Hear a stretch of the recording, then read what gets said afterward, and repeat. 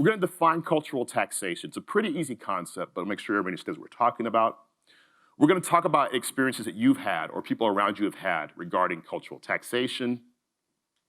And also, what does it look like in the student success arena? Those of you who are doing the work every day, what are you seeing? What are you observing? Then, of course, you want solutions. So what can be done? We're going to talk about that. And then we'll do a Q&A kind of deal, discussion kind of thing. So be thinking of questions as I go through. And also, you have the hot seat. I just signed up for that, so you can use that as well. So real quickly, how do I come to this work? So Chris will like this. This is intersectional sort of mapping of my experiences.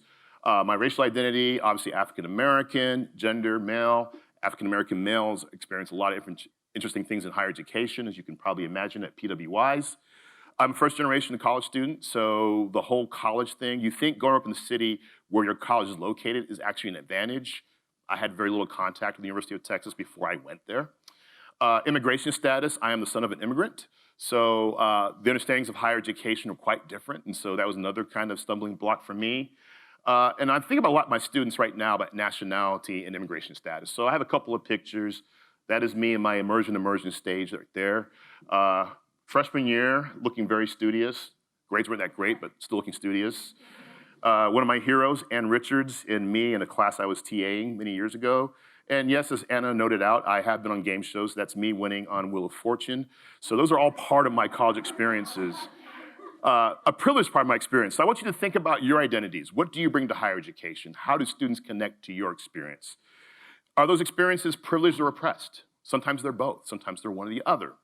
And think about your team. Are there similarities and differences? How much are you sort of covering with your team? I'm really happy that I'm actually seeing this becoming more and more of a conversation piece in higher education. Here's a piece I did for Fortune about the situations that occurred on campuses last year where students of color were being targeted or having the police called on them, Native American students in Colorado, Black women at Yale.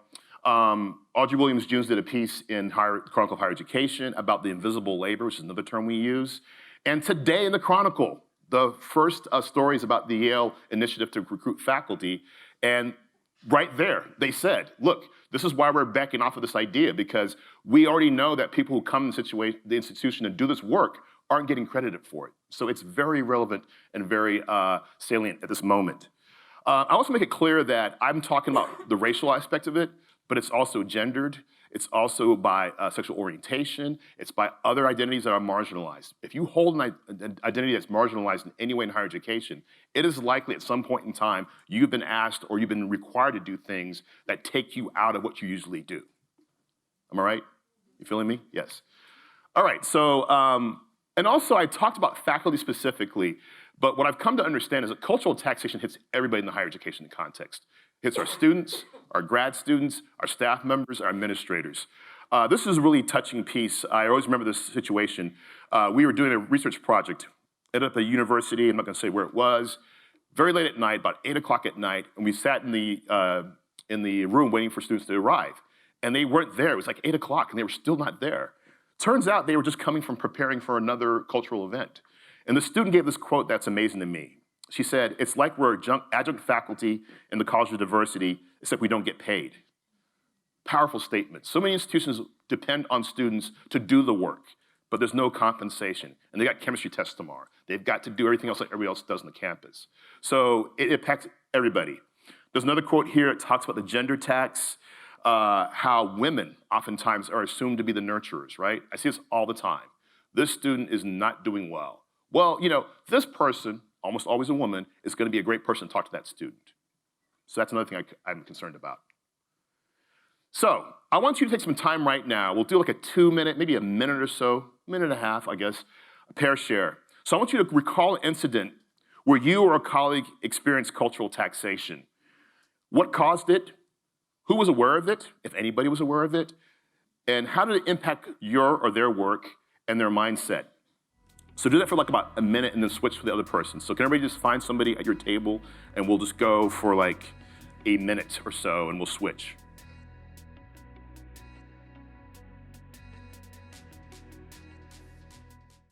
Yeah, you become the bad person for questioning. And I think if you know Carrie Ann Rockmore's work, and I'm sure you do, she has a great thing about never saying yes in the moment, right? always say, let me consult with insert department chair, mentor, whomever first. Because one of the questions always is, I love what you said, Susan, about why did you pick me to do this?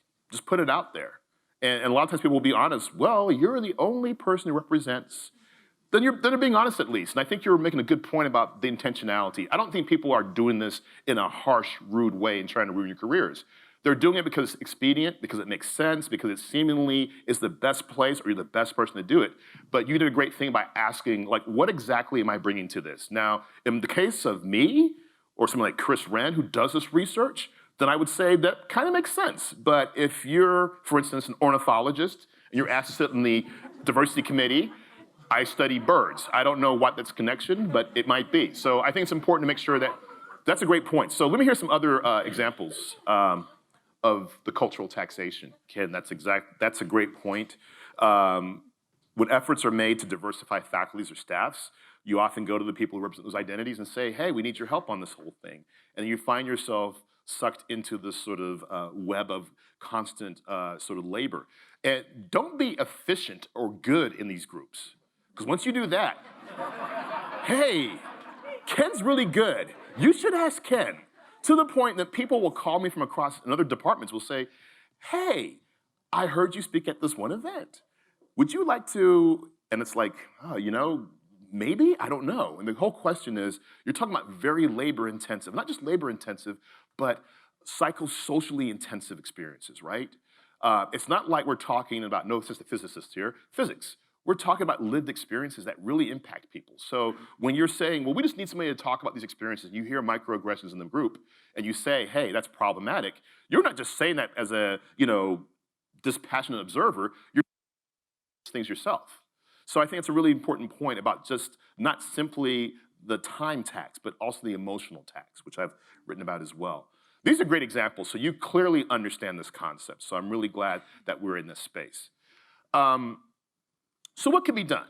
The first thing obviously is awareness. So when I presented this work this summer and Bridget was in the room, so many people came to me afterwards and said, I'm an academic leader, senior academic leader. I've never heard this concept before. But when you started talking about it, I just realized that's been happening. And especially in the more nuanced ways. I think Ken's example of the diversity committees on search committees, that's a pretty obvious one because you actually need a Latinx or an Asian person or African-American person in that committee. That's kind of obvious. But the things like, there's a student, who's gonna support that student? Well, you know, you're really good at supporting. You're a great nurturer. My own dissertation research talked about this, and I remember talking to a woman who told me in the very first part of our interaction, do not ask me questions about my gender because I am an economist first and a woman second. No joke, she told me that. And she told me a story about how there was a student in their program who was struggling. And the student was going through a divorce, all these terrible personal things were happening. And they were having a faculty meeting. She's like, you know, this guy is garbage, he's terrible, he needs to go. She's like, you realize he's going through pretty serious problems, right? And they're like, yeah, and, you know, deal with it. And at that point, we had this sort of connection. She was like, there it is, exactly. That nurturing work is always sort of supported. I think it's really important, I think Ken did a good job of this, is noticing when it's happening. So it's one thing to be the person of color, and this has been me many times, when I'm like, you know what, I have tenure. This issue is a problematic thing for X, Y, and Z. I walk out the meeting and somebody's like, man, Rich, that was great, I'm so glad you said that. Why didn't you say it? Like, if you knew this was something coming up, let's use our positionality and our privileged identities to kind of say, hey, there's a problem here. Are we thinking about this? I'll give a quick example from one of my colleagues at UT who's actually formerly here at Purdue, Mark Smith. We do inclusive search trainings. And Mark talks about the importance of catalysts. That's what they called old white guys. Old white guys who sit in meetings and make these points. Because they don't have a vested interest. They're just saying, I observe something problematic here, and nobody can ever say, well, of course you'd say that because you're, oh wait, you're a white guy. Also providing space to discuss it. I think from what you just saw happening here, imagine doing that in your teams back at campus and saying, let's talk about experiences you've had where you felt like you've been put on the spot for these kinds of issues. Equity audits. Now, anybody here a K-12 policy type person? Anybody?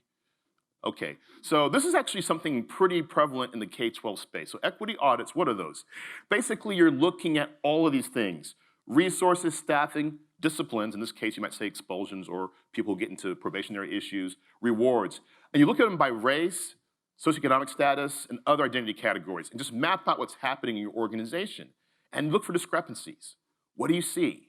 Do you see equitable outcomes for all people in your organization? I'm not just talking about your students, I'm also talking about your staff members who do this work.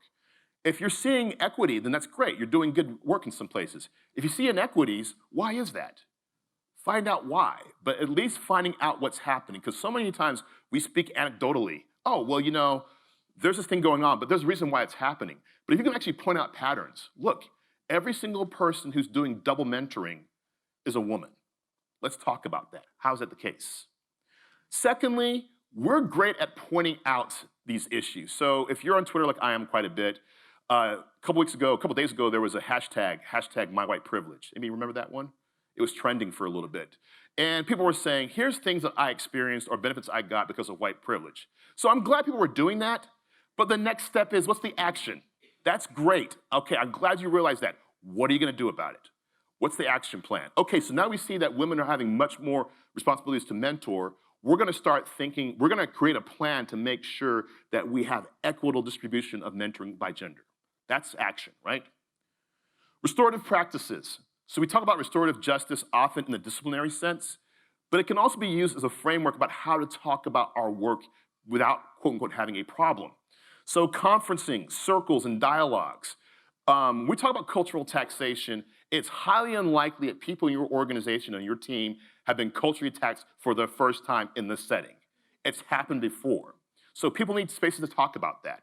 Let me explain to you the repetition of these issues that's happened over my life. I'm getting tired of being asked this.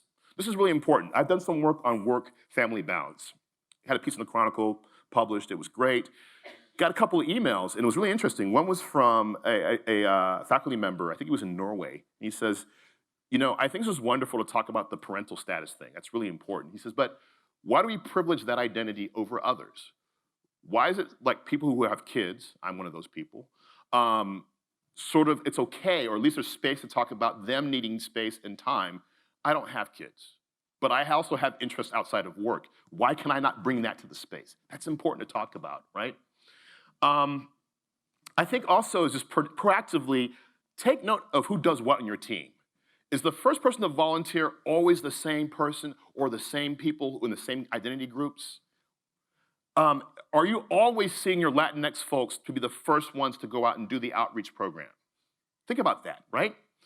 I talked about this earlier, but the idea of work being gendered or raced. So I heard this a lot. I get asked to go on a lot of trips to go visit Houston or Dallas. I wonder why. Obviously, I'm a faculty member, but there's also places where we have our largest concentrations of African-American students. And I'm happy to go a lot of times. But I'm also saying, look, white folks can do this work too. And most importantly, it's problematic to kind of put me up there when you know I teach in the College of Education and the honors program. I won't see most of these students in classes. So you need to think about that as well. I don't say totally dismiss that whole thing. And it's probably not a good idea to go with faculty who don't represent any of the demographics you have. But think about making sure you mix it up so people aren't seeing like a false bill of goods. This is a famous PWI tactic. You have those special events. Hey, come visit our campus, and it's full of people of color, and it's like, wow, this is great. And they come like the Monday, and they're like, wait, what happened to everybody? That happens a lot. So you think about realistically showing what you have. And secondly, show that you have white majority faculty who have competencies, who can do the work with students of color, right? This is really important. I have a manuscript that's under review. Hopefully it gets through. It's called Cultural Taxation Without Representation. And what I found in my work is that people who are culturally taxed don't want to stop doing the work. So you often hear people say, oh, well, you know what? I'm your mentor. Just say no to everything. Let me tell you, as a person of color who teaches in the city I was raised in, that's a no-go. I cannot tell people in the schools I attended I can't do that event. So you have to understand it's not quite that simple. However, what you can do is sort of explain to people what rewards are in place. So this is the question I had earlier, and you asked that great question, Susan. Listen, what's in this for me? selfishly, right? And can you create an article from that if you're a faculty member? Can you get nominated for an award for doing this kind of work? Find some way of compensating. And obviously, financial compensation tends to be pretty high. I hear more than anything, it's time. People want time. Like, if I do this, and this is a wonderful thing I also learned, I think, from Carrie Ann Rockmore, what can you take off my plate if I do this other thing? You're the person who calls the shots.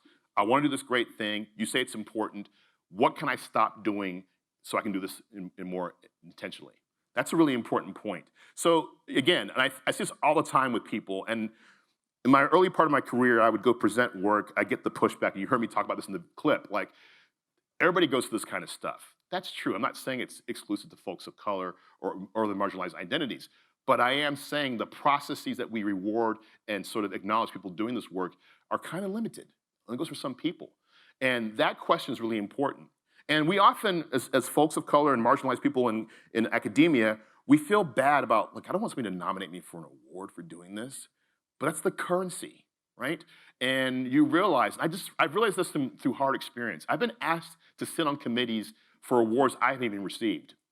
And I see what comes through, and I see there's a system that people are going through, and then there's a hookup thing. I'm like, oh, that's how the game was played.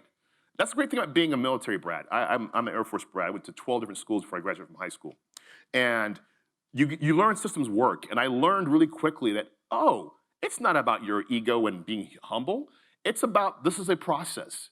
It is a process to be nominated for something. So make sure you're doing that. So I actually work in a unit that is really good at this work. We have a machine, pretty much, that we nominate people for awards constantly. And I suggest to you, find out who does it on your campus and work with that team and say, how do you do this? Because we want our folks recognized as well, right? And then finally, you're big mucky mucks. That's why you're at UIA, right? You can control some levers. You know, make structural changes. If anything in my work has been sort of consistent, it's that individual work is really important and I need it to happen, but I need structural changes. We need structural changes. So you have the ability to influence who gets hired, who gets promoted, who gets rewarded. So start thinking about, how do we do this work more intentionally? Can we really make sure that this person who is doing all this cultural labor, invisible labor, is acknowledged for that? And many of you hold those levers in your hands, or you're very close to people who do. So think about that as well. So final takeaways. Bridget and I were talking about UIA's mission, and we had this sort of like little tete-a-tete. We were like, she's like, you know, I think faculty are doing great things. I think it's more on our staff sides about collaborating and making sure our data processes work and so forth and so forth. I'm like, I hear you, Bridget, but man, faculty are highly responsible for a lot of these problems, right? I was just sharing with Cassandra this morning a situation about a student I'm working with, and just the fact that all the folks around the faculty are doing this work. They're intentional, they're intervening, and the faculty members, for whatever reason, are kind of checked out of it. And part of that's because of culture, right? Sometimes it's like, that's not my job, I don't do that. And I fully acknowledge the fact that with all that faculty have to do with teaching and research and publishing, sometimes it's a lot to ask to do extra stuff, but we are people, right? We're human beings, and I love the fact that, and unlikely, the whole point is, these are multidimensional individuals. Peter Gomes, who was a former chaplain at Harvard, says, students are more than just brains on a stick. And I'm sorry, some of my colleagues think that's what they are. I'm here to work with your brain and nothing else. I've actually heard people say things like, you know what, you've got personal problems, you need to go talk to the counseling center, that's what they do. Not, let me give you some references and I understand what's going on with you and I want to help you, here's what you do, but just take it somewhere else away from me. So we need to make sure that everybody understands that's their job. All of us are responsible for that. We don't have a job if we don't have students, right?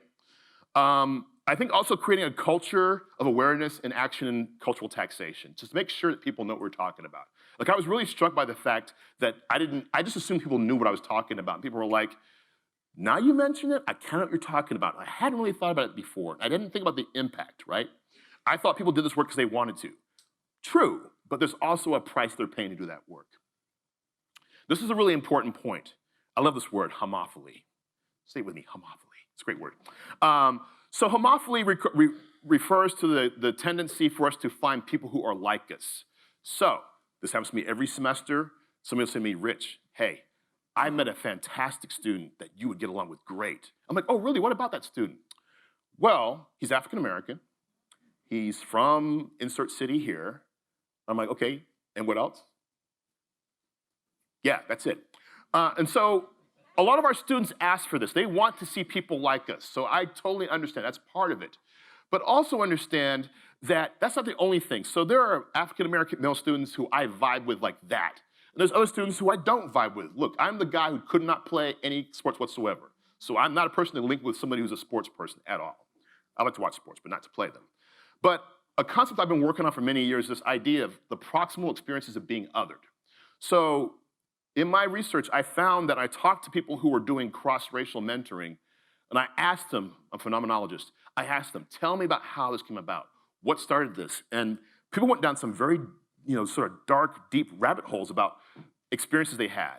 Well, I'm from an immigrant family, and we experienced discrimination when I was young, so I know what it's like. I have a gay brother, and I saw what he went through coming out. So people often have in their experiences something where marginality was something they experienced personally. And a lot of times, I have to be very clear about this, it does not mean, oh, I had this experience, it's just like your experience. I'm not saying that, but I'm saying there's an empathy, there's an understanding, there's a connection to the experience. And so I'll give an example of a woman, a white woman who mentored African-American women primarily. And the first thing, of course, when I sort of present to these folks that they do this, because I ask students, who are your mentors? And I get a group of students saying this is this particular person. They're like, I mentor everybody. Why am I being, I don't quite understand this. And then she told me, well, okay, I'm trying to think about this time when I was brand new on this campus. And I remember that a sorority, a black sorority, had a interest meeting of some kind for faculty. And I went, and nobody else showed up. It was just me. And so I sat there with the students, and I talked to them time upon time. And guess what? Those students talked to each other. She came out for us. So at that point, she was able to relate her experience about her brother. Her brother from a very conservative town came out when he was in high school. It was a terrible situation for him. She saw everything happen firsthand.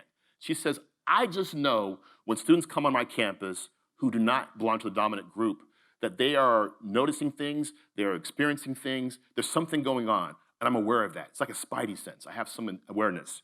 So again, it's not like, oh, well, I had this thing happen to me, so it's the same thing that would happen to you. It's more like I understand what it's like to be in the margins, and I want to make sure you're included. And also it means, you know what? That experience you just described, that's something I have not experienced, but I've got colleagues who have. Another professor I talked to, he was fantastic. He was a engineering professor, and he says, well, Rich, my wife is a woman in the sciences.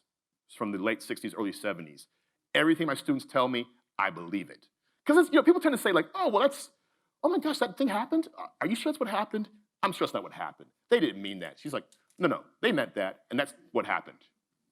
The story he told me is that the first day his wife went to her lab in grad school, the professor said two things. He says, I have two rules in my lab. No drugs and no pregnancies. Ha, ha, ha, ha. Of course, the one person in the room who could get pregnant, he didn't say you couldn't start a pregnancy, he just you couldn't get pregnant. So he's like, everything my students tell me, I validate it. You know Laura Rendon's work about validation theory, I validate it. It definitely happened. You definitely experienced that. And then we work on things. I actually know women in the science field I can connect you to. So you don't always take the responsibility yourself on, but you at least have a network of people you can send out information to. So I think that's all I have at this point. So I want to take the time to sort of have a dialogue and ask them some questions and see how much further we can go. I'm looking at Anna and Bridget for like the cut sign. They haven't done it yet. So Thank you, Dr. Let's have some questions. Sure, and so we're using Hot Seat, which by the way came from Purdue, which is really cool and innovative. And we have some questions that are already up there and encourage you to submit them if you haven't already. So do you guys want to share a couple for Dr. Reddick? Sure. So our first question from Hot Seat, oh, thank you, is how do you challenge when taxation happens when you're staff? We do not have the protection of tenure, especially those of us who are at will employment. Ooh, this is truly a hot seat. Hot spot. That's a great point. So I think this is when sort of finding allies is important. Back to Mark Smith's idea about catalysts. So I really do think it's important to, and we talk about this all the time, and Ken's example reminded me of this. On the search committee, there's typically somebody who is highly ranked, and there's people who are junior. So things like, first of all, can we provide space to make sure that people who do not have more power are the people talking first? So perhaps you have dialogue spaces where people who are at will, for instance, speak first before other people speak. Because oftentimes if somebody who's in charge of things says, well, I think we should be doing X. I agree, we should be doing X. Versus letting other folks kind of raise those ideas up. And then secondly, look for those allies. And again, I go back to this idea of proximal experiences of being othered. Who are the people who have senior positions, who have experiences, who might be able to say, I understand what you're saying. And also the importance of finding those channels that are backdoor channels. I often talk to people outside of meetings, and they tell me, well, guess what? This thing happened in the group. Great example, wonderful colleague of mine had a convening recently, and he kept on referring to 2 women on our team as young ladies. He's an older guy. You know, these young ladies have done a great job, and he said like 4 or 5 times. My colleague said, Rich, you did hear that, right? I said, I did hear it. She's like, make sure you tell him that that's not okay. And I did. So, you know, we didn't do it in the moment. We took a moment after the break and kind of said like, hey, I love the fact you recognize those folks, but you know what? That language is a little bit problematic. Can you just say these team members? He's like, okay. It was pretty easy. But that, me being a peer was much better, I think, and much less tense than somebody saying, I know I just been working here for 2 months and I might get fired for saying this, but. So yeah, that's a great way of handling it. The next question is, excuse me, thank you for your work on cultural taxation. Please provide some suggestions on how to promote and protect our students from cultural taxation while educating our colleagues when they don't have tenure. Oh, good question. So invariably, I give talks to our large groups of students that come with success programs all the time. I just give my email, my Twitter account, and usually like a year later, they get to me. It's like, we're all busy, but anyway. And invariably, I have the conversation about, well, in class, this thing was said in class. And I had to get up there and tell everybody in the class about how misinformed they were. And the first thing I tell them is like, you know what? You're not paid to be a faculty member here. So when you choose to educate, when you choose to do that, by all means, you have the support to do that, but it's not your job. So just know that every microaggression that occurs in the classroom, you're not responsible for doing that work. Just to hear that's really important. And they might say, well, gosh, isn't that making the problem get worse? I'm like, well, no. You can let people know it's a problem. You can use your course instructor feedback surveys. You can talk to the TAs. You can do a lot of different things. But if you feel it's your job every day in class to kind of point out sort of the problems with the dialogue in the class, you're going to burn out. And the most important thing I say to students is self-preservation. You have to take care of yourself. And I know too many students who've gone through the experience who have been worn down by fighting those battles, and they're not learning physics, and they're not learning English literature. So I always make that point to them. Understand that you have a role here in this as a student, and you can take that role as far as you like. Now, if you actually get energized from doing that kind of work, and it makes you feel better, and you feel you're doing something and you're making progress, then do it. But a lot of times it's just telling them that obligation is not yours, it's not your burden to bear. There are people in the room who understand and know this, and they need to step up and do that job as well. That's what I would tell them primarily. And then secondly, make sure that they are documenting the work they do. So the group of students I was telling you about at that program, I'm like, how many of you tell your faculty members you're doing this kind of work? And they were like, well, it's outside of class.